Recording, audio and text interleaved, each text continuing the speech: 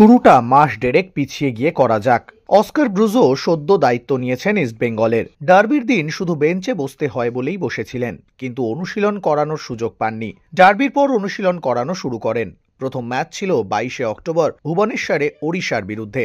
ম্যাচটা ইস্টবেঙ্গল হেরেছিল 1-2 গোলে, কিন্তু সেই ম্যাচে প্রথম ফিরে আসার লড়াইয়ের আভাস দিতে পেরেছিল লাল হলুদ। প্রথমে পিছিয়ে গিয়েও সেদিন সমতা ফিরিয়েছিল ইস্টবেঙ্গল, কিন্তু দ্বিতীয়ার্ধে আবার পিছিয়ে পড়া। তারপরেই প্রভাত লাকড়ার লাল কার্ড আর গোলের সুযোগ নষ্টে ম্যাচটা হারতে হয়েছিল। কিন্তু তথ্য বলছে সেদিন ইস্টবেঙ্গল ওড়িশার থেকে আক্রমণের পরিসংখ্যানে এগিয়ে ছিল। সেদিন বহু ম্যাচ পর ইস্টবেঙ্গলকে দেখে মনে হয়নি শুধুই ডিফেন্স করতে নেমেছে।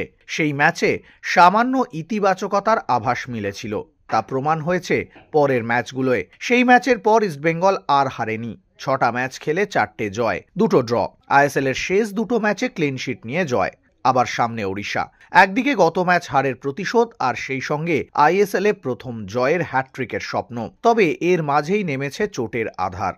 সল ক্রেসপো 1 থেকে 1.5 মাস মাঠের বাইরে। প্রসঙ্গত, গত মরশুমে সলের লম্বা চোট সুপার 6 থেকেই ছিটকে দিয়েছিল ইস্টবেঙ্গলকে। এবার সবে সুপার 6-এর কঠিন স্বপ্ন পূরণের দিকে পায়ে পায়ে হাঁটা শুরু হয়েছে।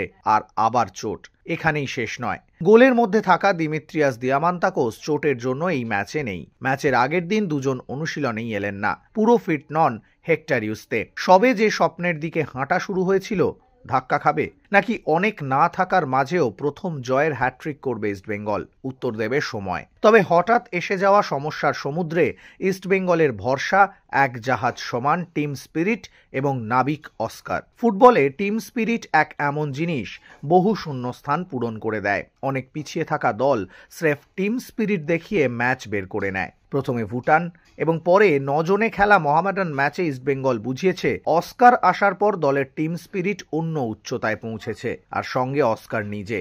এখনো পর্যন্ত সব কঠিন পরিস্থিতি এমন সাহসী সিদ্ধান্ত নিয়েছেন যা চাপে ফেলে দিয়েছে বিপক্ষকে।